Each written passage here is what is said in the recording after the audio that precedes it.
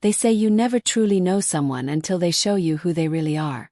For me, that moment came on Christmas Eve when my own son, the boy I raised, sacrificed everything for, looked me dead in the eye and shoved me aside like I was nothing. That seats for my father-in-law move. For words. That's all it took to shatter 28 years of unconditional love. But here's what he didn't know. That one move, that one moment of cruelty, would cost him everything.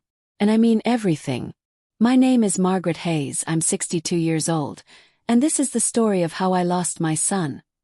And found myself. But before we get there, you need to understand how we got to that Christmas dinner. Because betrayal doesn't happen overnight. It festers. Grows. And sometimes, we're so blinded by love that we don't see it coming until it's too late. But wait, if you're enjoying this story and want to hear more tales of justice, revenge, and standing up for yourself, hit that subscribe button right now for Revenge Hub. We share real stories about real people who refuse to be walked over. Trust me, you won't want to miss what happens next in this story. Now let's go back to where it all began. Jason was my miracle baby.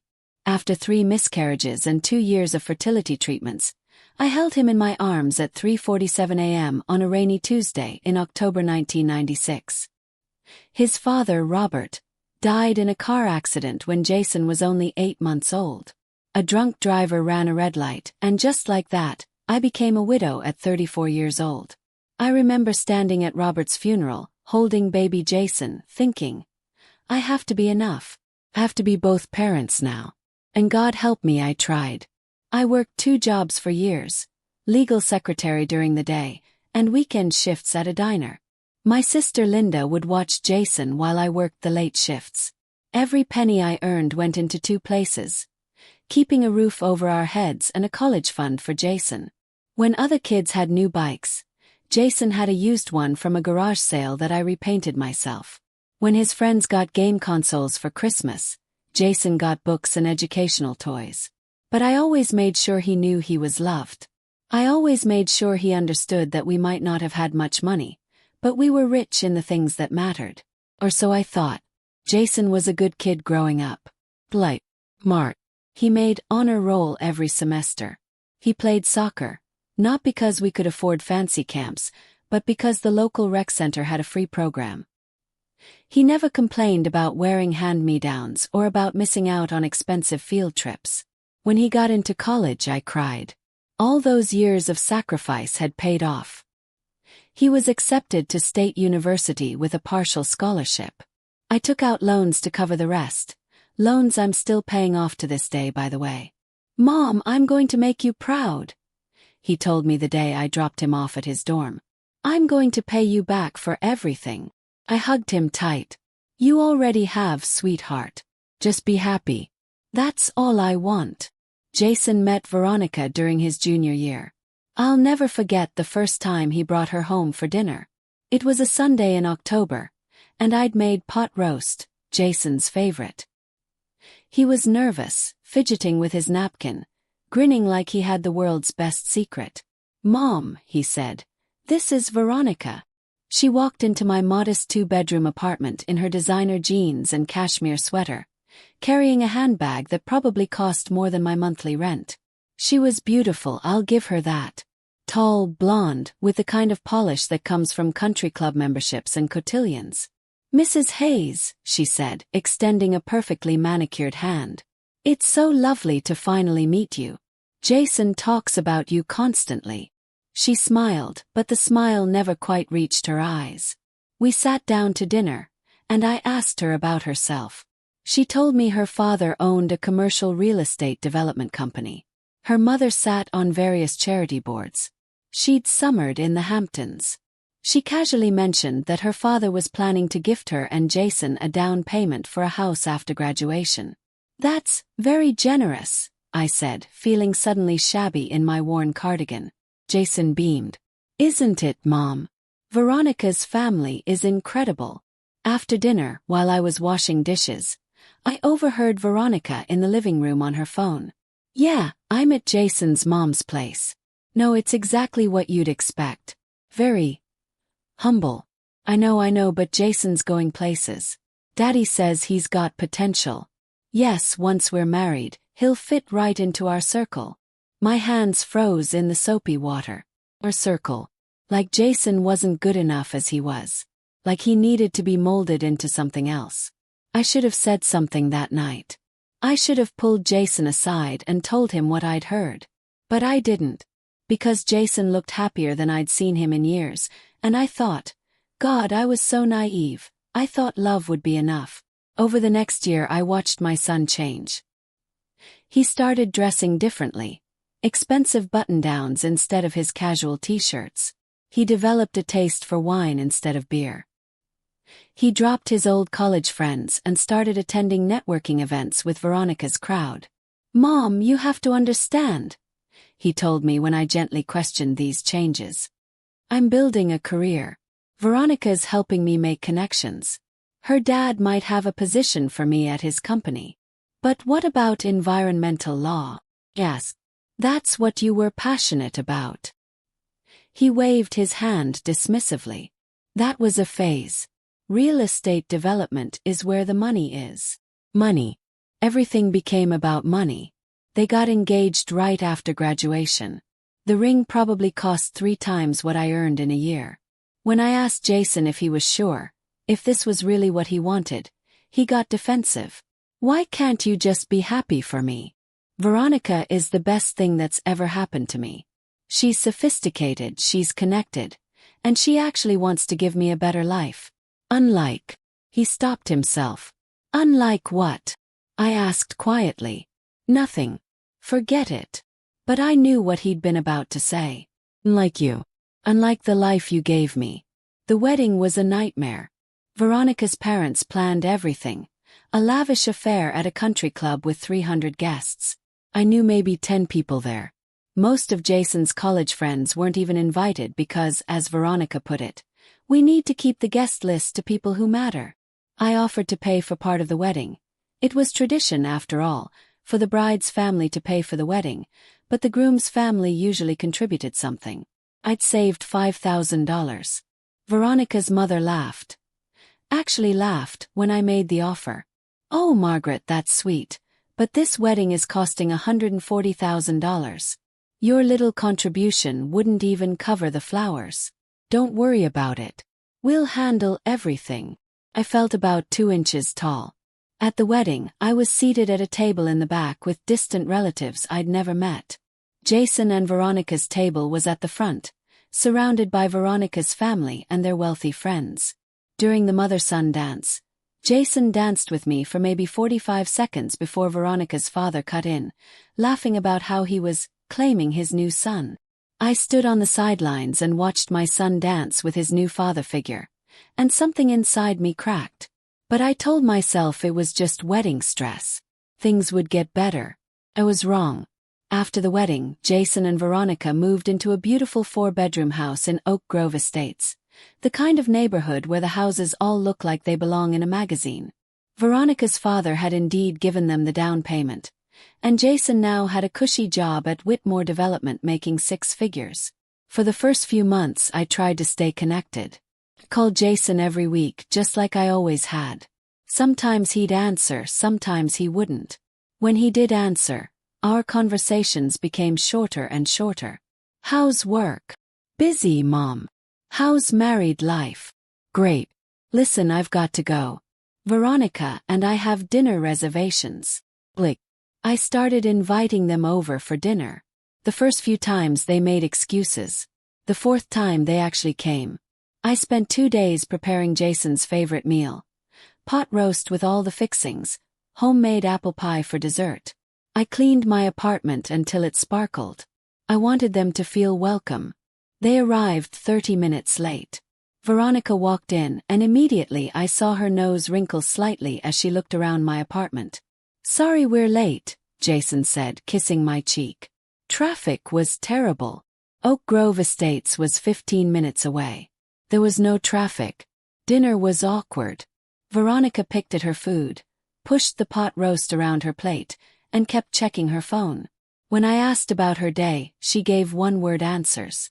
When I asked about their plans for the holidays, she suddenly perked up. Oh, we're spending Christmas with my parents in Aspen. They rented a gorgeous cabin.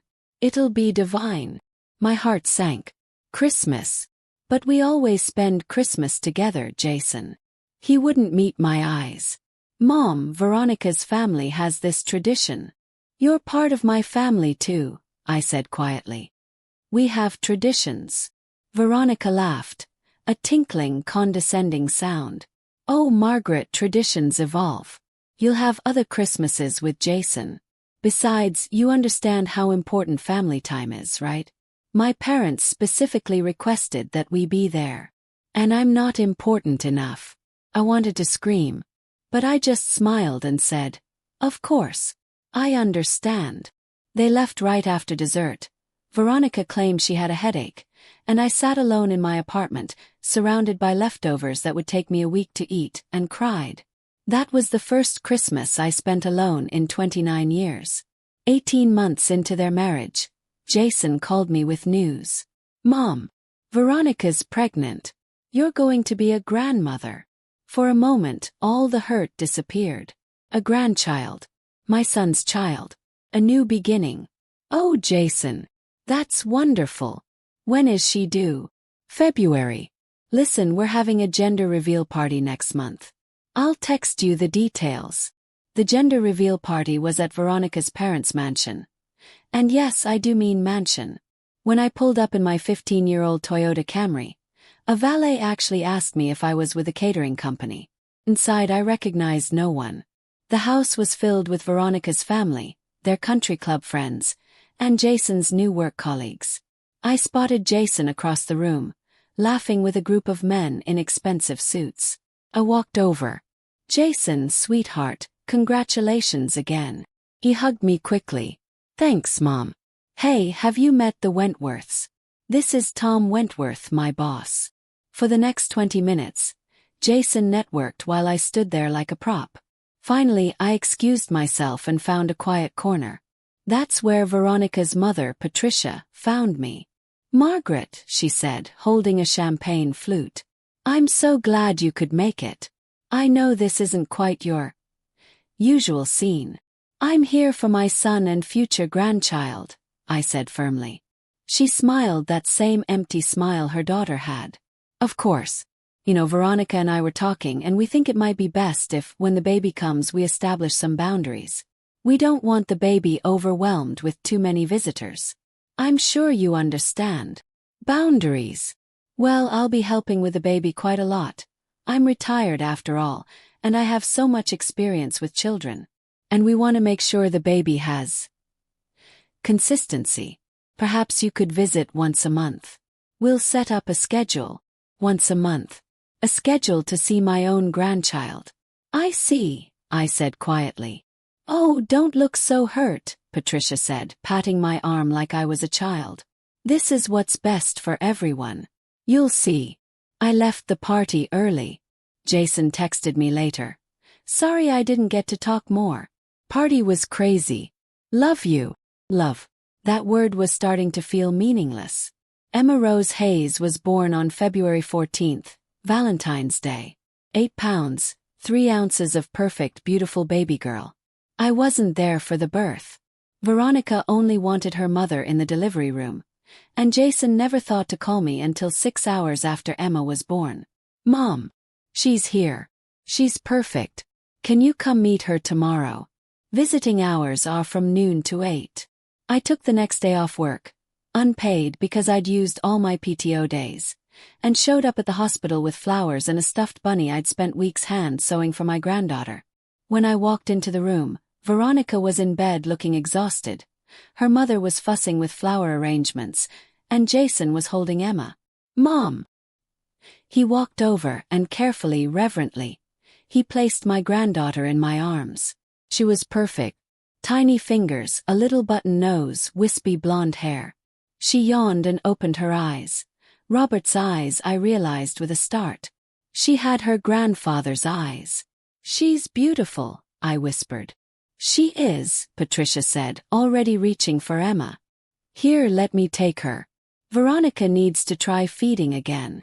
I'd held her for maybe 3 minutes. Over the next few months I tried to be involved. I really did. But the schedule Patricia had mentioned became reality. I was allowed to visit every other Sunday from 2 to 4 p.m. 2 hours. Every other week.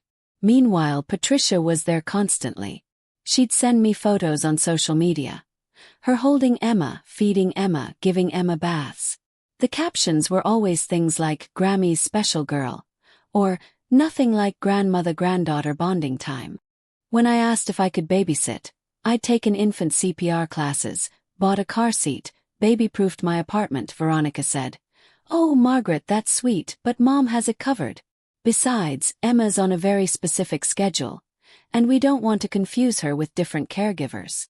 I was being systematically pushed out of my granddaughter's life, and Jason either didn't notice or didn't care. 3 months before that fateful Christmas dinner, something happened that should have warned me. It was Emma's first birthday. I'd been planning for months. I'd knitted her a special blanket with her name embroidered on it. I'd found a vintage children's book, a first edition of Goodnight Moon, that cost me 2 weeks' worth of groceries, but I didn't care. It was perfect. The party was, of course, at Patricia and Harold's mansion.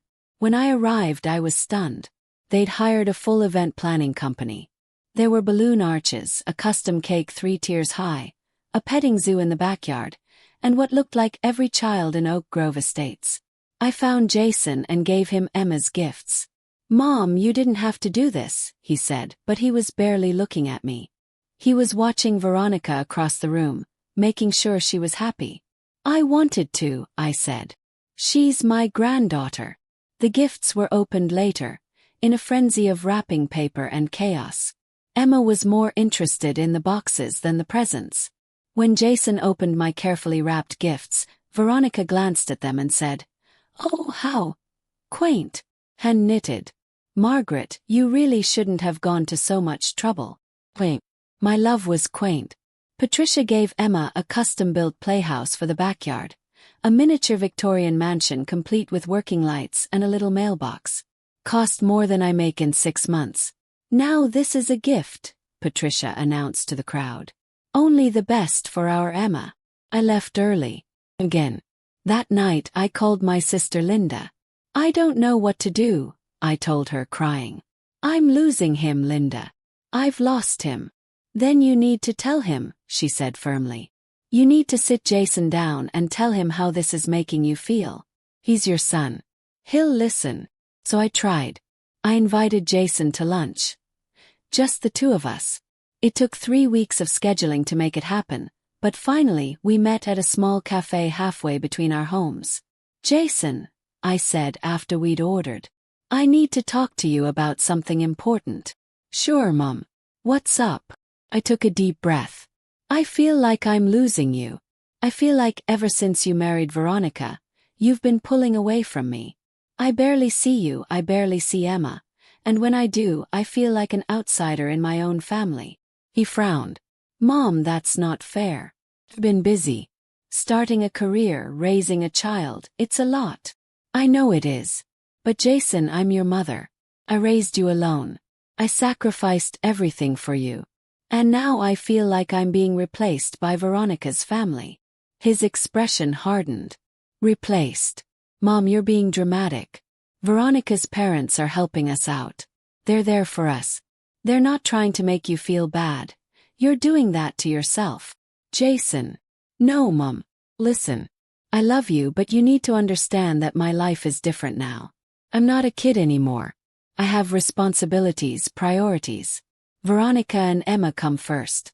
That's how marriage works." "I'm not asking to come first," I said, tears welling up. "I'm just asking to be included." "You are included. You come to all the parties, you visit Emma. On a schedule. Every other Sunday. Like I'm some kind of stranger." He stood up. "I don't have time for this. I have a meeting in 30 minutes. Mom, I think you need to figure out why you're so jealous of Veronica's family. Maybe talk to someone about it." And he left. He left me sitting there in that cafe, crying into my coffee. That was when I should have known. That was when I should have prepared myself. But you never think your child will truly abandon you. You never think it will get worse. The Christmas invitation came via group text.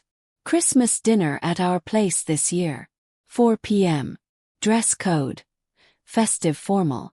Can't wait to celebrate with family. I was included in the text chain, along with Patricia, Harold, Veronica's brother and his wife, and a few others I didn't recognize. Linda immediately texted me privately. Are you going to go? I didn't know. After the cafe incident, Jason and I had barely spoken. He'd called once on my birthday, a 3-minute conversation that felt obligatory. But this was Christmas. Maybe this was an olive branch. Maybe he'd realized how he'd been treating me. I texted back. I'll be there. I spent the next 2 weeks preparing. I bought a new dress. Nothing fancy, I couldn't afford fancy, but a nice deep green dress that I found on sale. I had my hair done. I bought thoughtful gifts for everyone, including a beautiful pearl necklace for Veronica that cost me dearly, and a handmade photo album for Jason filled with pictures from his childhood. For Emma, I'd made a quilted blanket with pockets, each pocket containing a small toy or book. I'd sewn it with love, every stitch a prayer that maybe this Christmas would bring us all closer. Christmas Eve, I drove to their house with my gifts carefully wrapped in the passenger seat, my heart full of hope. God, I was such a fool. Their house was stunning. White lights wrapped around every tree, a gorgeous wreath on the door, and through the windows, I could see an enormous Christmas tree covered in what looked like designer ornaments. I rang the doorbell, holding my gifts. Veronica answered, looking like she'd stepped out of a holiday magazine in a silver cocktail dress. Margaret, she said, her smile tight. You're here. Merry Christmas, I said warmly. I brought gifts. Just put them under the tree in the foyer, she said, already turning away. Everyone's in the great room. The great room was full of people. Patricia and Harold were holding court by the fireplace. Veronica's brother was mixing cocktails at the bar. Several other couples I didn't recognize were laughing and chatting. And there was Jason in an expensive suit, holding Emma, who was dressed like a little princess in a red velvet dress. Jason. I walked over, my arms open. He smiled, but it was strained. Hey, Mom. Merry Christmas. I hugged him, then reached for Emma. Can Grammy hold you, sweetheart? But Emma pulled back, burying her face in Jason's shoulder. She's shy today, Jason said quickly. Patricia appeared at my elbow. Margaret, how lovely you could make it. Why don't you get yourself some wine? The appetizers are in the dining room. I was being dismissed, redirected, managed. For the next hour, I floated around that party like a ghost. I tried to make conversation, but everyone was so clearly part of their own social circle that I had nothing to contribute. They talked about vacation homes and stock portfolios and golf club drama. When I tried to talk to Jason, Veronica would appear and pull him away for photos or to greet another guest. When I tried to play with Emma, Patricia would swoop in with some excuse about nap time or feeding time. I ended up in the kitchen, helping put together appetizer plates that no one had asked me to help with, just to feel useful. That's where Linda found me when she arrived. Oh, honey, she said, taking in my face. What's wrong? Nothing, I said, blinking back tears. Everything's fine. It wasn't fine. But I was determined to make it through this dinner. This was Christmas. Family was supposed to come together at Christmas. At 5:30, Veronica announced that dinner was ready. The dining room table was breathtaking. Gold chargers, crystal glassware, a centerpiece that probably cost more than my rent. Place cards indicated where everyone should sit. I found mine at the far end of the table, squeezed between Veronica's brother, who'd ignored me all evening, and an empty chair. Linda's card was next to mine. She grabbed my hand. It's okay, she whispered. We're together. Jason was at the head of the table, with Veronica on his right and Patricia on his left. Harold sat next to Patricia. Emma was in a high chair between Jason and Veronica. The empty chair next to me bothered me, but I didn't say anything. We were just about to sit down when the doorbell rang. Veronica's face lit up. Oh, that must be Daddy's surprise guest. Harold got up and came back a moment later with a distinguished-looking man in his 60s, wearing an expensive suit and a warm smile. "Everyone," Harold announced. "This is Richard Morrison, my former business partner." Richard just moved back to the area, and we insisted he join us for Christmas dinner. Everyone murmured greetings. Richard was clearly someone important in their world. Veronica's brother stood to shake his hand enthusiastically, and even Jason looked impressed. And that's when it happened. I was about to sit down in my assigned seat when Jason looked up and saw me. "Mom, wait." Veronica cut him off. "Margaret, I'm sorry, there's been a seating mix-up. We need that seat for Richard. He's an honored guest, and we didn't realize we'd need the extra place at this end of the table." I stared at her. "But this is my assigned seat. My place card." "I know, but plans change." Her voice was sweet, but her eyes were cold. "There's space at the kitchen bar. You'll still be able to hear all the conversation." The room went silent. Linda stood up. "Are you kidding me? You're kicking her out of the dining room." "No one's being kicked out," Patricia said smoothly. "We're just making room for all our guests. I'm sure Margaret understands." I looked at Jason. My son. The boy I raised. The man I sacrificed everything for. "Jason." My voice broke. "Please."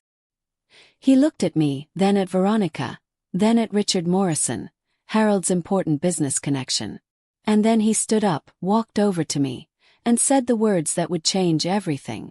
"That seat's for my father-in-law's guest move." Not even my father-in-law. He'd started calling Harold that. His father-in-law. Like Harold was more family than I was. But worse than that. He was choosing a stranger, a business connection, over his own mother. "Jason." He grabbed my elbow, not gently, and physically steered me toward the kitchen. "Mom, don't make a scene. Just go sit in the kitchen, okay? It's not a big deal." "Not a big deal." Pulled my arm away. "You're throwing me out of Christmas dinner for a stranger." "He's not a stranger, he's important to Harold's business, and we're being gracious hosts." "I'm your mother. And you're being dramatic," Jason hissed, glancing back at the dining room where everyone was watching. "You're embarrassing me. Again. Just like you always do. Just go." The room spun. "Just like I always do," I whispered. "Embarrass you." He ran a hand through his hair. "Mom, I didn't mean." "Yes, you did." Suddenly, everything was crystal clear. "I embarrass you. My apartment embarrasses you. My car embarrasses you. My clothes, my job, my life, I embarrass you. 'Cause I'm not like them. I'm not rich. I'm not sophisticated. I'm just the woman who raised you alone after your father died, who worked 2 jobs to put you through college, who loved you more than anything in this world." "Mom, when was the last time you asked about my life, Jason? When was the last time you asked if I was okay? If I was lonely? If I needed anything?" He stood there silent. "You know what the worst part is?" Tears streamed down my face. "I would have understood if you'd just explained. If you'd said, 'Mom, this is important for my career, would you mind?' I would have sat in the kitchen with a smile. But you didn't ask. You just moved me aside. Like I was nothing. Like I was in the way." Veronica appeared in the doorway. "Are we eating or not? The food's getting cold." Jason looked at his wife, then back at me. And he chose. "Mom, we'll talk about this later, okay? Please don't ruin Christmas." I was ruining Christmas. Linda grabbed her coat and my purse. "We're leaving." "Linda, you don't have to." "Yes, I do. Come on." As we walked toward the door, I stopped and looked back one last time. Jason had returned to the table. Veronica was laughing at something Richard said. Patricia was passing bread. Emma was smashing mashed potatoes with her tiny hands. They were all fine. They'd already moved on. I was already forgotten. Linda drove me home in silence. When we got to my apartment, she came inside and made us both tea. "I'm so sorry," she said. "I'm so sorry. I lost him," I whispered. "He's gone, Linda. My son is gone." "No. He's lost himself. There's a difference. We sat there until midnight, and then Linda went home. I sat alone in my dark apartment, surrounded by the Christmas decorations I'd put up so hopefully just a week ago, and I made a decision. I was done. Done crying. Done hoping. Done sacrificing myself for people who didn't value me. If Jason wanted Patricia as his mother, he could have her. If he wanted to live in his shallow materialistic world, he could have that too. But he couldn't have me. Not anymore. Not like this. Over the next 3 days I wrote 3 letters. The first was to Jason. I told him everything. How his behavior had hurt me, how he'd changed, how he'd pushed me out of his life. I didn't rage or blame. I just laid out the facts and told him that until he was ready to treat me with basic respect, we were done. I would not attend events where I was made to feel less than. I would not accept scraps of affection. I would not be his dirty little secret, the embarrassing mother he hid away. The second letter was to myself. A promise. I promised that I would stop shrinking myself to fit into other people's lives. I would stop apologizing for not being wealthy. I would stop accepting crumbs when I deserved the whole damn cake. The third letter was to my lawyer. Here's something Jason never knew. When Robert died, there was a life insurance policy. A big one, $500,000. Robert had taken it out when Jason was born, and I was the beneficiary. I could have used that money for so many things. A better apartment. A car that didn't break down every other month. Vacations. Life. But I didn't touch it. Not a penny. Instead, I put it in a trust fund for Jason, to be given to him when I died or when he turned 35, whichever came first. I'd planned to tell him about it as a surprise. A final gift from his father and me. Safety net. Legacy. Jason was turning 35 in 3 months. But trusts have clauses. And I'd been very specific when I set it up. The beneficiary had to meet certain conditions. Specifically, the beneficiary had to maintain a meaningful familial relationship with me. My lawyer confirmed what I suspected. Jason's behavior, the systematic exclusion, the disrespect, constituted a violation of the trust terms. I could dissolve it entirely if I chose. Or I could redirect the funds. I thought about it for days. In the week after Christmas, Jason called twice. I didn't answer. He texted, "Mom, we need to talk about what happened." I didn't respond. He texted again. "Mom, Veronica says I should apologize. I'm sorry if you felt hurt. That wasn't my intention. If I felt hurt." Still I didn't respond. Linda asked me what I was planning. "Are you really going to cut him off completely?" "No," I said. "I'm going to let him cut himself off. I'm going to stop chasing him. Stop begging for scraps of his time and affection. If he wants a relationship with me, he knows where I am. But it has to be on equal terms. I'm done being treated like a second-class parent." On New Year's Eve, I spent the evening alone with a nice bottle of wine and a movie. At midnight, I toasted to new beginnings. My phone buzzed. "Jason. Happy New Year, Mom. Love you." I stared at that text for a long time. Then I turned off my phone. In mid-January, Jason finally called my lawyer's office. I'd sent him a formal letter requesting he contact my attorney regarding estate and trust matters. My lawyer, Beth, called me after the meeting. "He's confused and getting defensive," she said. "He had no idea about the trust fund. When I told him the amount and that you were considering dissolving it, he went pale." "What did he say?" "He asked why you'd do this. I told him that the trust has specific terms requiring a meaningful relationship, and that you felt those terms were no longer being met. Then he got angry. Said you were being manipulative and using money to control him." I laughed bitterly. "Of course he did. Margaret, I have to ask, are you sure about this? That's a lot of money. It could change his life." "He already has a life," I said quietly. "A big house, a rich wife, a great job. He doesn't need this money. He wants it. There's a difference. So what do you want me to do?" "I've been thinking about this for weeks. I want to redirect the trust. Set up 2 funds. One for Emma's education to be managed by an independent trustee.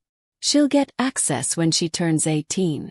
And the second fund, I want it donated to a scholarship program for single mothers trying to put themselves through college. The entire amount. $300,000 for Emma's education. The remaining $200,000 for the scholarship fund. In Robert's name. There was a long pause.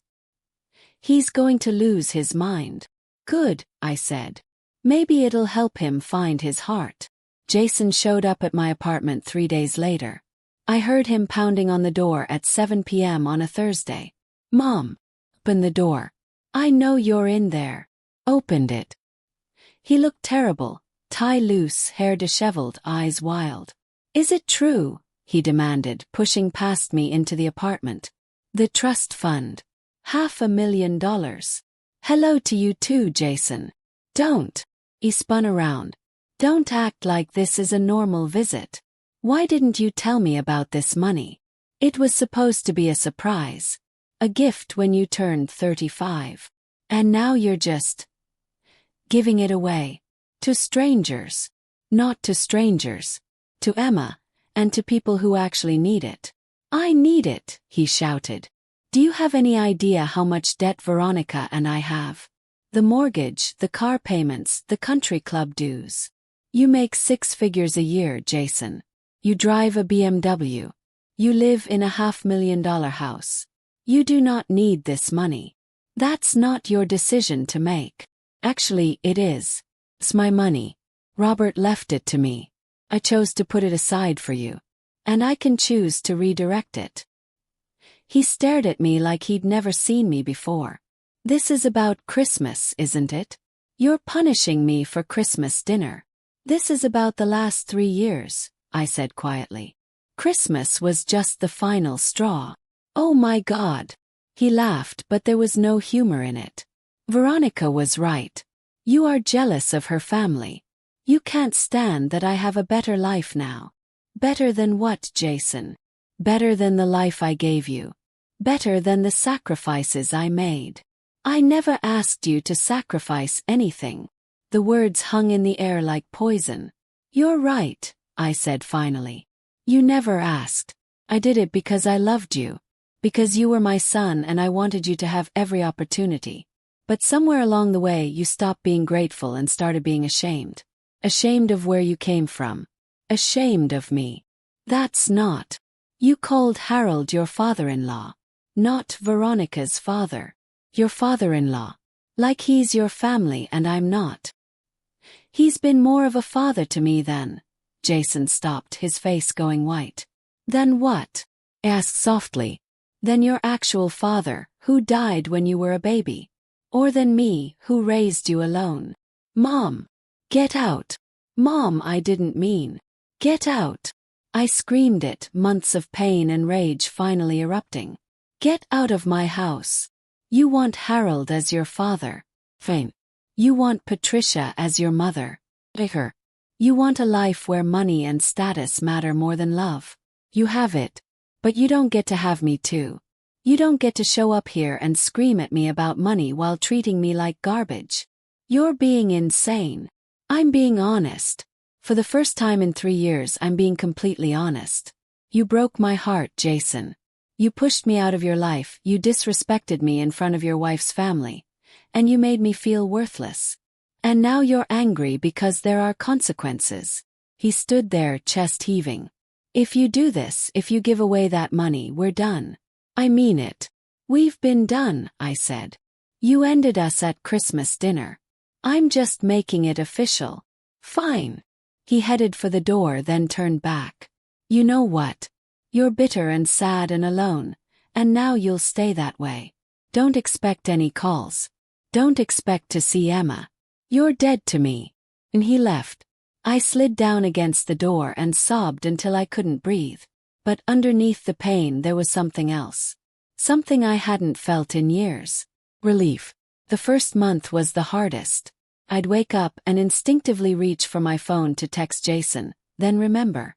I'd see something funny and think, Jason would love this, then remember. I'd cook dinner and automatically make too much, enough for 2, Then remember I was eating alone. Linda came over 3 times a week. She'd bring dinner and we'd watch movies and she'd let me cry when I needed to. You did the right thing, she'd tell me. I know it doesn't feel like it, but you did. Beth, my lawyer, finalized the trust dissolution. The scholarship fund was established in Robert's name at State University, my alma mater and Jason's. Every year, it would provide full tuition for a single mother pursuing a degree. The first recipient would be chosen by spring. Emma's education fund was locked in tight, managed by an independent trustee, untouchable by Jason or Veronica. Jason sent one email through Beth's office. You've made your point. When you're ready to apologize and restore what you stole from me, let me know. Stole from him. I didn't respond. 6 weeks after our fight, Linda came over with her laptop. You need to see this, she said grimly. She showed me Veronica's Facebook page. There was a long post, dated 2 days ago. Sometimes the people we think we know show their true colors. It's heartbreaking when family members become toxic and try to manipulate situations with money. Jason and I are learning to set boundaries with unhealthy relationships, even when it hurts. Thank you to everyone who's been supportive during this difficult time. We're choosing peace and surrounding Emma with positive influences only. #healthy boundaries, #toxic family, #choosing peace. The post had 147 likes and dozens of comments. So proud of you for standing up for your family. Toxic people will always show their true nature eventually. Your daughter deserves better than manipulation. I stared at the screen, numb. She made you the villain, Linda said. She's telling everyone that you're the toxic one. Does Jason know about this? Honey, he probably approved it. I thought about defending myself, about posting my side, about telling everyone what really happened.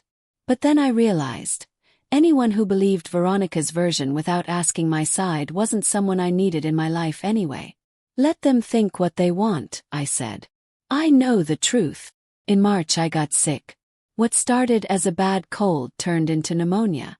Linda found me unconscious in my apartment and called 911. I spent 4 days in the hospital. Jason never came, never called, never texted. But you know who did come. 3 of my co-workers from the law firm. My neighbor, Mrs. Chen, who brought homemade soup.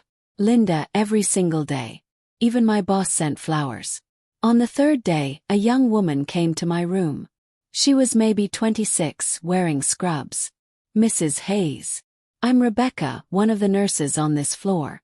I heard your name and I had to come meet you. Do I know you? She smiled. No, but you changed my life. I'm the first recipient of the Robert Hayes Memorial Scholarship. I'm finishing my nursing degree this year, and without that scholarship, I'd still be working 2 jobs and taking 1 class at a time. Your generosity gave me my future. I started crying. I'm so glad. I did some research on you and your husband after I got the scholarship. I'm so sorry for your loss, but I want you to know that his memory is living on. You're helping people like me, single moms who just need a chance, achieve their dreams. Thank you. After she left, I lay in that hospital bed and realized something. I'd spent 30 years pouring all my love and energy into one person, and that person had thrown it away. But now my love was spreading out, helping people who needed it, creating ripples of positive change. Maybe that was a better legacy than one ungrateful son. A week after I got home from the hospital, there was a knock on my door. I opened it to find Harold, Veronica's father. Mr. Whitmore. I was shocked. What are you? May I come in, Margaret? I let him in, confused and wary. He sat down heavily on my couch. I owe you an apology. What? I was told a certain version of events regarding what happened at Christmas dinner. My wife and daughter's version. But I ran into Linda at the grocery store last week, and she told me the truth. He looked tired. Older than I remembered. I didn't know they'd displaced you from the table. I thought you'd chosen to leave early. If I'd known, I would have insisted you take my seat. Hell, I would have left myself. What they did was unconscionable. Why are you telling me this? Because I've been watching Jason for the past 3 years, and I've watched him change. My wife and daughter. They have a way of molding people. Of deciding who someone should be and then reshaping them until they fit that mold. They did it to Veronica's brother. And now they've done it to Jason. He chose this, I said quietly. Nobody forced him. No, but they made the cost of not choosing it very clear. Patricia has been poisoning the well, so to speak. Constantly comparing you to her, making subtle digs about your financial situation, praising Jason whenever he prioritizes their family events over seeing you. And Veronica. She learned from the best. Why are you telling me this? He met my eyes. Because you deserve to know you're not crazy. You're not the problem. And because I'm ashamed that my family treated you this way in my home. Does Jason know you're here? God no. He'd have a fit. But I don't care. Some things are more important than keeping peace. He stood. I also wanted you to know that I've heard about the scholarship fund. That's a remarkable thing you're doing. Robert would be proud. After he left, I sat in silence for a long time. It was something I supposed. Validation from an unexpected source. But it didn't change anything. Jason was still gone. Summer came. Life went on. I started volunteering at a women's shelter, helping single mothers navigate the social services system. I started taking art classes, something I'd always wanted to do but never had time for. I made new friends. I learned to enjoy my own company. Linda said I seemed lighter, happier even. You're blooming, she told me. Without all that weight dragging you down. The weight of trying to earn love from someone who'd already decided I wasn't worth it. I still thought about Jason every day. Still missed Emma. Still felt the hollow ache of loss. But I was learning that you can miss someone and still know that having them in your life was destroying you. Then, in July, everything changed. It was 11 p.m. on a Tuesday when my phone rang. Unknown number. I almost didn't answer. But something made me pick up. Hello, Mrs. Hayes. This is Janet from County General Hospital. Your son, Jason Hayes, was brought into our emergency room 2 hours ago. He's been in a serious car accident. The world tilted. Is he? He's alive, but in critical condition. He's in surgery now. His wife is here and she... Well, she said you should be notified. I don't remember driving to the hospital. Linda met me there. I must have called her, but I don't remember that either. Veronica was in the surgical waiting room with Patricia, both of them looking shell-shocked. When I walked in, Veronica looked up, and for the first time in 3 years, she wasn't wearing her mask of polished superiority. She looked scared, and young, and human. Margaret, she said. I'm sorry. I should have called you directly, but What happened? Drunk driver. Hit him head-on. They're operating now. They said. Her voice broke. They said it's bad. He has internal bleeding, a collapsed lung, and they won't know about brain damage until he wakes up. If he wakes up. I sat down hard. Patricia was crying. Actually crying. Harold's on his way. He was at a conference in Denver. He's catching the first flight. 4 hours we waited. The 3 of us in that sterile waiting room, united by fear and love for the same person. At 3 a.m. a surgeon came out. Mrs. Hayes. Both Veronica and I stood up. He made it through surgery, the doctor said. The next 48 hours are critical. He's sedated and on a ventilator. We'll know more once the swelling in his brain goes down. Can we see him? Veronica asked. Immediate family only. 2 visitors at a time. Veronica looked at me. You should go first. You're his mother. I followed a nurse to the ICU. When I saw Jason, hooked up to machines, bandaged, his face pale and bruised, I almost collapsed. Oh, baby, I whispered, taking his hand. My baby boy. I sat with him for 20 minutes, talking to him even though he couldn't hear me, telling him I loved him, that I needed him to fight, that I was there. When I came out, Veronica went in. Patricia followed her. I sat alone in the waiting room and prayed for the first time in months. For 3 days, Jason stayed in critical condition. For 3 days I practically lived at that hospital. Harold arrived the next morning and was shocked to see me there. Margaret. I didn't think. He's my son, I said simply. The strange thing about life or death situations is they strip away all the bullshit. All the social pretenses, the financial differences, the petty grievances. None of it matters when someone you love is fighting to survive. Veronica and I took turns sitting with Jason. We didn't talk much, but there was a truce between us. An understanding. On the second day, while we were both in the cafeteria getting terrible coffee, she said, "I never meant for it to go this far." I looked at her. "What? With you and Jason? I never meant for him to cut you out completely. I wanted him to fit into my world. My parents can be very persuasive about what success looks like, and I got caught up in it. And then it became this thing where admitting you'd been right about something felt like losing. You made me the enemy." "I know." She stared into her coffee. "My mother has very strong opinions about everything. And she thought Jason could do better than someone from his background. She thought he needed to leave all that behind to really succeed. And I went along with it because it was easier than fighting her. Jason didn't have to listen." "No," she agreed. "He didn't. But I made it clear that keeping you in his life meant disappointing me. And my family. And his career prospects. I made him choose. And he chose wrong. It was the most honest conversation we'd ever had. If he makes it through this," Veronica said quietly, "things are going to be different. Swear. I'll make sure of it." "If he makes it through this," I said, "he gets to decide what he wants. Not you. Not me. Not your parents. Him." On the fourth day, Jason woke up. I wasn't there when it happened. I'd gone home to shower and change clothes. Linda called me. "He's awake. Get back here." When I arrived, Veronica was in his room. Through the window, I could see Jason was conscious. Still intubated, but his eyes were open. Doctor approached me. "Mrs. Hayes. He's showing good signs. We're going to remove the breathing tube in a few hours if he continues to improve. He's not able to talk yet, but he's responsive. Can I see him?" "In a few minutes." His wife is with him now. Waited. And waited. And finally Veronica came out, her eyes red.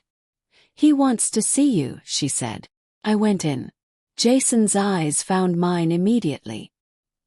He couldn't speak because of the tube, but tears started rolling down his cheeks. I took his hand. "Hey, sweetheart.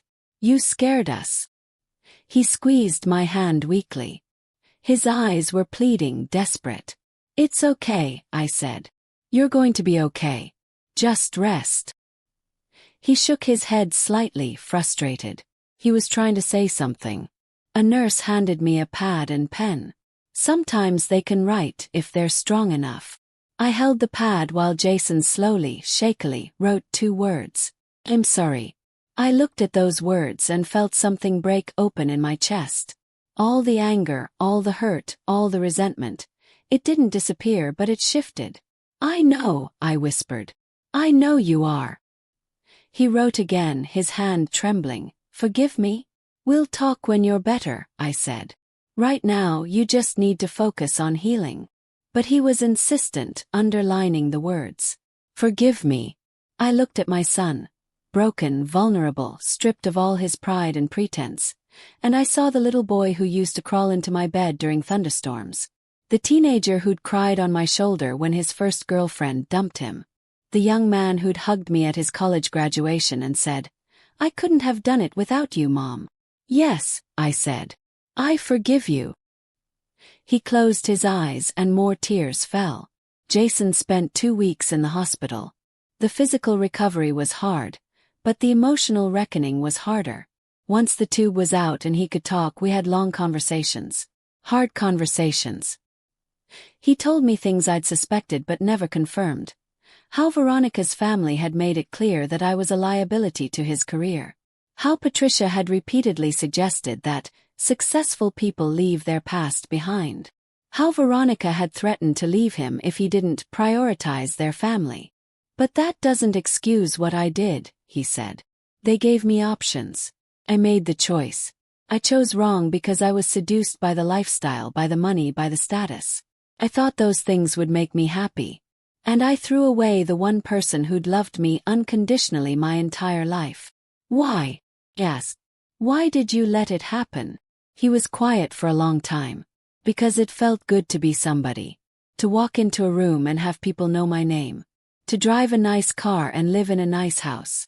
To not be the kid from the small apartment whose mom worked at a diner. I was ashamed of where I came from, and I thought if I could just become someone else entirely, that shame would go away.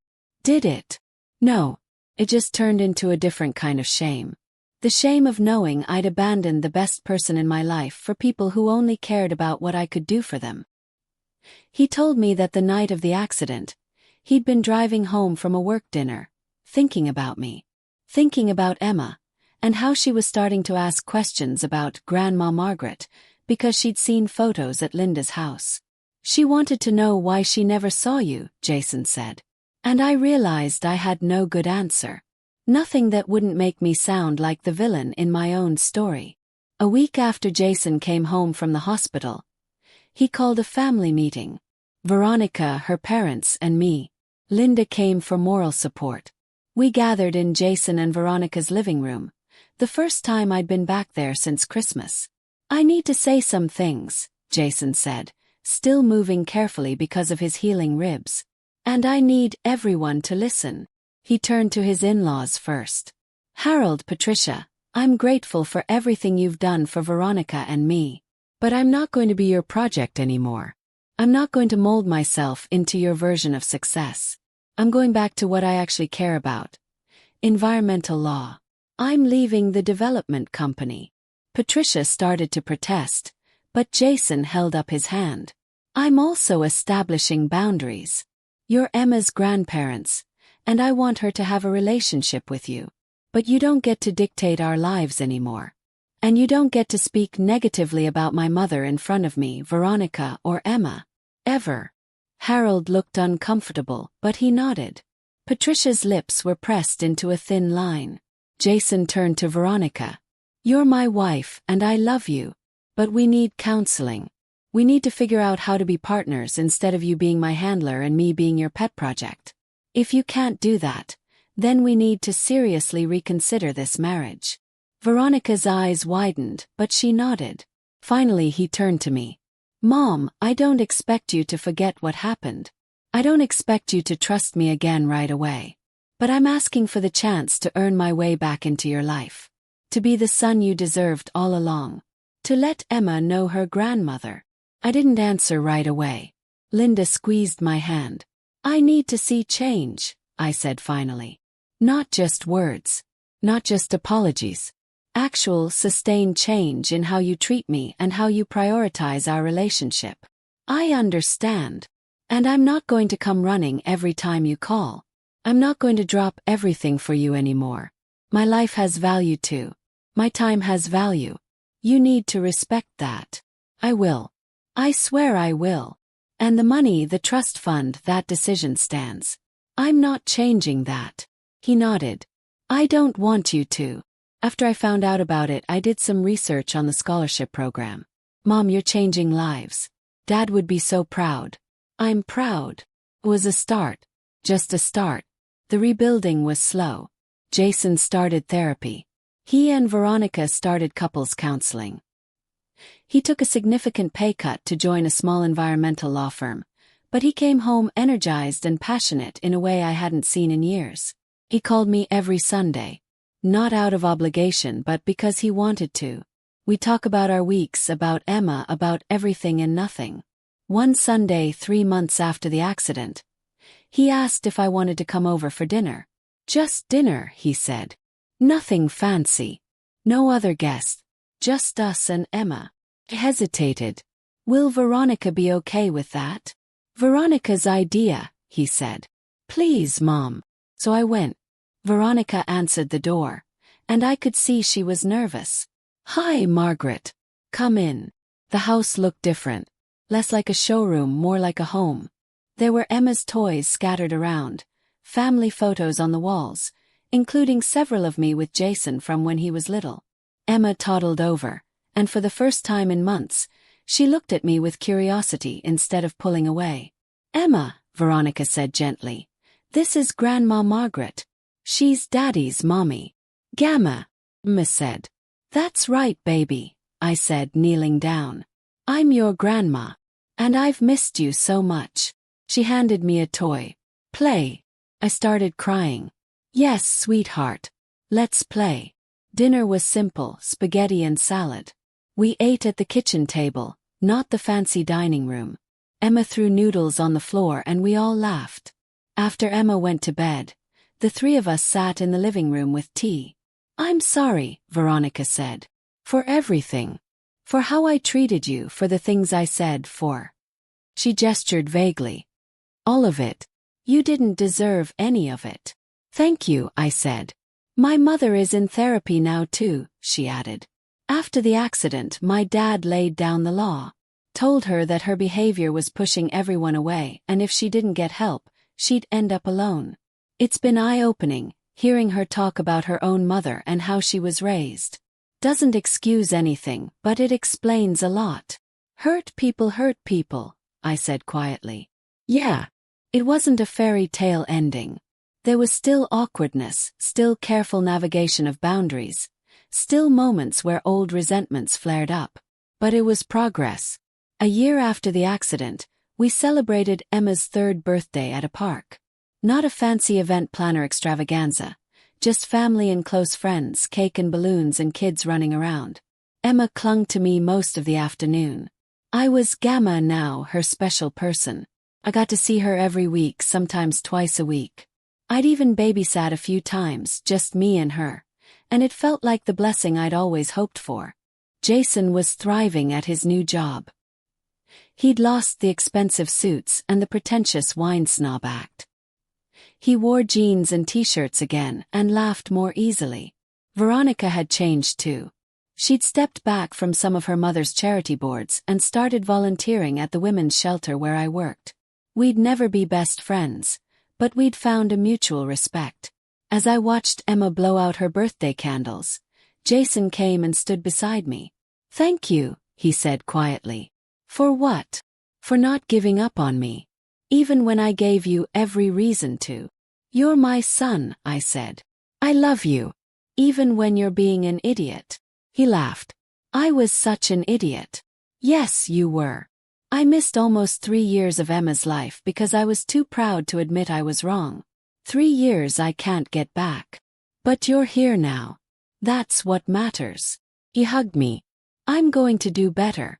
I promise." "I know."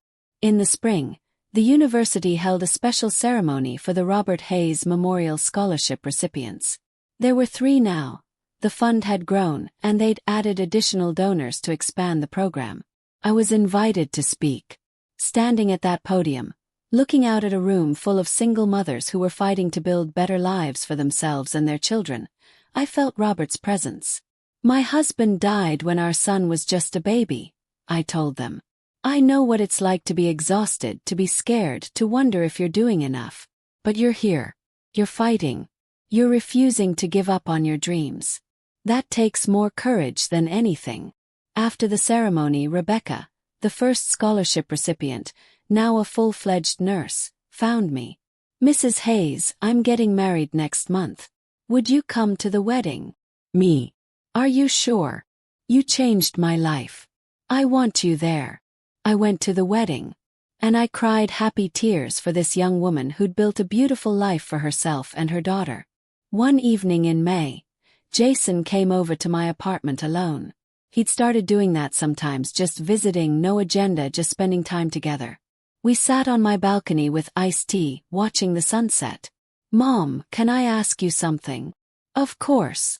Do you regret it? Cutting me off, dissolving the trust?" "Thought about it. No. It was the hardest thing I've ever done, but no. You needed to hit rock bottom. You needed to understand that love without respect is meaningless. What if the accident hadn't happened? What if I just stayed away? Then I would have grieved," I said honestly. I would have missed you every day. But I also would have survived. I would have built a life that didn't revolve around waiting for crumbs of your affection. I hate that I put you through that. I hate it too. But Jason, I also learned something. I learned that I'm worth more than I'd been accepting. From you, from anyone. I learned that I don't have to shrink myself to fit into other people's lives. And that's a lesson I needed to learn, even though it came at a terrible price. He was quiet for a long time. I'm going to spend the rest of my life making this up to you. You don't have to make it up to me. You just have to be present. Be honest. Be the man I raised you to be.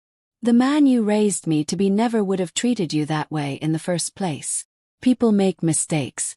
What matters is what you do after. We sat there as the sky turned pink and orange and purple, and for the first time in years, I felt completely at peace. So that's my story. That's how one Christmas dinner cost my son everything. His inheritance, his relationship with me, and nearly his life. But it also gave him something back. His integrity, his authenticity, and our relationship, rebuilt on a foundation of mutual respect instead of one-sided sacrifice. I see Emma all the time now. She calls me Gamma and makes me macaroni art and tells me she loves me. Jason calls me every day. Veronica and I have coffee sometimes, and we talk like real people, not like strangers performing politeness. Is everything perfect? No. There are still moments where I remember Christmas dinner and feel that stab of pain. There are still times when Jason says something or does something that reminds me of who he became, and I have to take a breath and remind myself of who he's trying to be now. But we're trying. All of us. And you know what I learned through all of this? Sometimes the kindest thing you can do for someone you love is to stop accepting their mistreatment. Sometimes people need to lose you to understand your worth. I'm not the same woman who got shoved aside at Christmas dinner. I'm stronger. I'm more certain of my value. I've built a life that doesn't depend on anyone else's approval. And if my story helps even one mother, one grandmother, realize that they deserve respect and love and basic human decency, even from their own children, then sharing this painful journey was worth it. If you enjoyed this story of standing up for yourself and refusing to be disrespected, please subscribe to Revenge Hub. We share real stories about people who refused to be walked over, who found their strength, and who proved that sometimes the best revenge is simply knowing your worth. Hit that subscribe button, share this story with anyone who needs to hear it, and remember, you deserve better than crumbs. You always have. This is Margaret Hayes, reminding you that it's never too late to stand up for yourself, even when it breaks your heart, especially when it breaks your heart. Thank you for listening. And remember, you are worthy of respect. Always.